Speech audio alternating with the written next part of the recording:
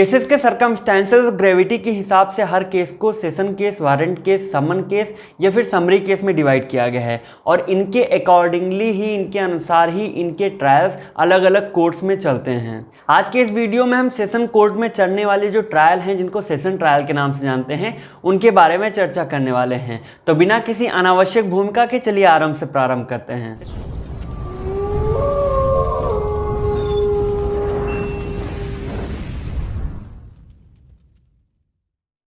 Session court में चलने वाले ज़्यादातर केसेस हीनियस क्राइम के होते हैं, जो एक सीरियस ऑफेंसेस से रिलेटेड होते हैं और जिनमें दी जाने वाली पनिशमेंट भी ज़्यादा ही होती है। ज़्यादातर इसमें जो भी पनिशमेंट होती है वो डेथ सेंटेंस या लाइफ इम्प्रिजनमेंट या फिर वो इम्प्रिजनमेंट जो कि 7 साल से ज़्यादा जाती है, उन मामलों के केसेस आते हैं। अगर आप CRPC के चैप्टर में जाके सेशन कोर्ट में चलने वाले ट्रायल के इस चैप्टर को देखेंगे तो ये आपको थोड़ा सा कठिन लग सकता है, टफ लग सकता है, लेकिन जिस तरीके से मैं आज आपको बताने वाला हूँ वो एक स्टोरी टेलिंग के पॉइंट में जैसे कहानी सुनाई जाती है वैसे ही मैं आपको बताने वाला हूं। बस आपको ध्यान ये रखना है कि जब मैं पूरी कहानी सुना रहा हूँगा तो ऊपर के साइड में सारे सेशंस और नीचे के साइड में सारे इसके प्रोविजन, जो भी इसमें रिलेटेड प्रोविजन हैं, वो दिए रहेंगे। तो आप अगर इनको लिंक करते हुए चलेंगे, कहानी को सुनते हुए, सारे सेक्शन और प्रोविजन को लिंक करते हुए, तो ये पूरा आपको वीडियो बहुत अच्छे से समझ में आ जाएगा। जैसा कि आप सबको पता है कि एक सेशन कोर्ट कभी भी किसी भी केस का कॉग्निजेंस नहीं लेता, किसी भी मैटर में कॉग्निजेंस नहीं लेता। इसमें वही केसेस आते हैं जो एक मजिस्ट्रेट के थ्रू ट्रांसफर किए जाते हैं या कमिट किए जाते हैं और उसके पश्चात इसमें चार्ज चलने के बाद, फ्रेमिंग ऑफ चार्ज चलने के बाद केसेस स्टार्ट होते हैं। सेशन कोर्ट में चलने वाली सारे प्रोसीडिंग, सारे केसेस एक पब्लिक प्रोसिक्यूटर या असिस्टेंट पब्लिक प्रोसिक्यूटर, जो कि इसी CRPC के सेक्शन 24 और 25 के थ्रू अपॉइंट कराए जाते हैं, उनके थ्रू कंडक्ट कराए जाते हैं। अब कहानी का शुभारंभ करते हैं, जहां पे ये कहानी स्टार्ट होती है सेक्शन 225 से, जहां पे ये कहा गया है कि सेशन कोर्ट के अंतर्गत जितने भी प्रोसीडिंग्स होंगी वो पब्लिक प्रोसिक्यूटर के थ्रू कंडक्ट कराई जाएंगी। उसके बाद क्या होता है कि नेक्स्ट पब्लिक प्रोसिक्यूटर जो होता है, जो भी केसेस के सामने आते हैं, उन सभी केसेस का एक समराइज फॉर्म में, एक संक्षिप्त फॉर्म में पूरा जो मैटर होता है वो अदालत को बताता है, उनके सामने इंट्रोड्यूस करता है या उनका परिचय कराता है। परिचय के बाद जब जज इस मामले में पूरा एक आकलन करता है, पूरे एविडेंसेस को, डॉक्यूमेंट्स को और जो एक्यूज्ड है, जो प्रोसिक्यूशन है, उन सबको सुनता है, उसके बाद इसको ये लगता है कि इस पूरे केस में कोई भी ऐसा चीज़ नहीं है कि उससे प्रोसीडिंग को आगे बढ़ाया जा सके, या फिर उसको वो पूरा मैटर ग्राउंडलेस लगता है, तो वो इस कंडीशन में वो जो एक्यूज्ड है उसको डिस्चार्ज कर सकते हैं, केसेस को फ्रेम नहीं करेंगे। लेकिन अगर ऐसा होता है कि उसको पूरा आकलन करने के बाद उसको ऐसा लगता है कि ये मामला आगे बढ़ाने के लायक है, तो वो फ्रेमिंग ऑफ चार्जेस कराएगा। अब इस मामले में जब जज फ्रेमिंग ऑफ चार्जेस करा लेता है तो उसको ये पता चलता है कि ये जो मामला है वो उसके थ्रू ट्रायबल नहीं है, यानी सेशन कोर्ट के थ्रू एक्सक्लूसिवली ट्रायबल नहीं है, वो किसी और मजिस्ट्रेट के थ्रू सुना जाना चाहिए। तो वो क्या करते हैं कि वो चीफ जुडिशियल मजिस्ट्रेट या किसी भी मजिस्ट्रेट को जो फर्स्ट क्लास के हैं उनको वो केस ट्रांसफ़र कर देते हैं। लेकिन अगर उसे ये लगता है कि ये मामला उनके जुरिस्डिक्शन में आता है, उनके द्वारा सुने जाने वाला है, तो उस कंडीशन में वो प्रोसीडिंग्स को आगे बढ़ाते हैं। अब आगे की प्रोसीडिंग में क्या होगा, जब फ्रेमिंग ऑफ चार्ज हो गया है तो एक एक्यूज्ड को वो पूरा चार्ज जो फ्रेम किया गया है वो सुनाया जाएगा, उनको बताया जाएगा कि भाई आपके खिलाफ ये दोष लगे हैं, आपने ऐसा ऐसा कोई काम किया है,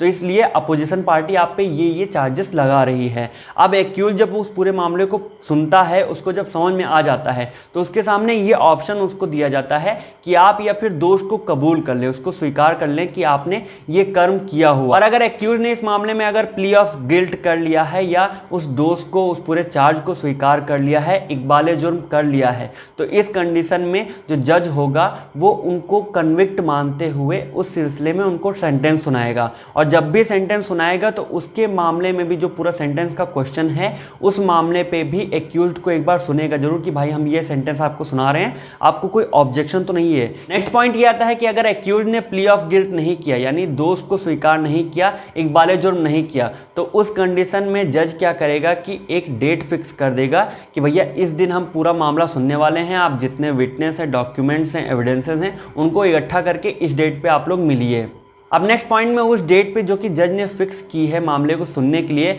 उस डेट पे सारे एविडेंसेस जो भी विटनेस हैं उनको एग्जामिन किया जाएगा, री एग्जामिन किया जाएगा या फिर क्रॉस एग्जामिन किया जाएगा। और उसके बाद जो भी कंक्लूजन आएगा, अगर लगता है जज को कि ये व्यक्ति दोष सिद्धि के लायक है, एक्विटल के लायक है, एक्विट करने के लायक है, तो उस मामले में एक्यूज्ड को एक्विट कर दिया जाएगा या फिर दोषमुक्त कर दिया जाएगा। लेकिन यहीं पे जज को अगर पूरा मामला ये लगता है कि जो भी इसमें दोषारोपण किया गया है, उस एक्यूज्ड व्यक्ति पे जो भी दोष लगाए गए हैं वो सही हैं और सारे एविडेंसेस उस व्यक्ति के खिलाफ हैं और ये मामला आगे बढ़ाने के लायक है, तो उस पूरे एविडेंस, पूरे विटनेस, पूरे डॉक्यूमेंट्स के बेस पे वो मामला बढ़ाते हुए उस एक्यूज्ड व्यक्ति को ये मौका देंगे कि भाई आपके खिलाफ ये मामला पूरा चार्ज हो चुका है, आप सारे सबूत भी आपके खिलाफ हैं, सारे गवाह भी आपके खिलाफ हैं, अब आप अपने डिफेंस के लिए तैयार हो जाइए। और एक्यूज्ड व्यक्ति अपने डिफेंस के मामले में विटनेस को बुलाने के लिए या फिर किसी भी तरह के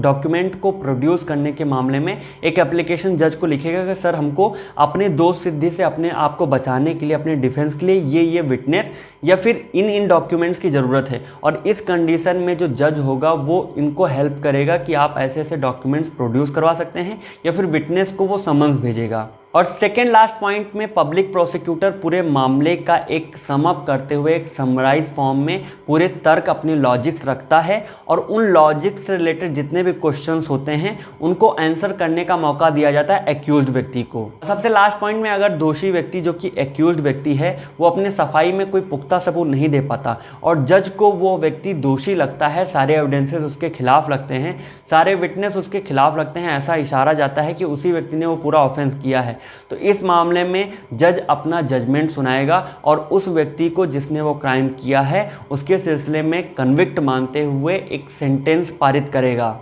लेकिन जैसा कि हम पहले ही बता चुके हैं कि सेंटेंस को पास होने के पूर्व उसकी हेयरिंग जो कि एक्यूज्ड के बिहाफ पे होगी, एक्यूज्ड के द्वारा होगी, वो ज़रूरी है कि अगर आप सेंटेंस पास कर रहे हैं तो एक बार आप एक्यूज्ड को बताएंगे, उनकी सूचना देंगे कि हम ऐसा ऐसा सेंटेंस पास कर रहे हैं, आपको अगर कोई ऑब्जेक्शन है, आपको कुछ बोलना है, कोई सफाई देनी है तो आप इसमें दे सकते हैं। तो ये था सेशन कोर्ट में चलने वाला ट्रायल का पूरा प्रोसीजर और सारे प्रोविज़न, और इससे रिलेटेड सारे पॉइंट्स आपको और अच्छे से समझ में आ जाएं तो ये आपको मैं एक फ्लो चार्ट का एक फ़ोटो दे रहा हूँ, आप इसको सही से देख लीजिएगा। स्टार्टिंग से एंड तक में सारा पॉइंट्स आपको बहुत अच्छे से समझ में आ जाएगा। तो सीआरपीसी के इस लेक्चर सीरीज में आज के लिए बस इतना ही। आई होप कि आपको सारे पॉइंट्स जो कि सेशन ट्रायल के संबंध में दिए गए हैं वो सब समझ में आए होंगे। लॉ से रिलेटेड बाकी वीडियोज़ के लिए बने रहिए हमारे साथ। नमस्कार।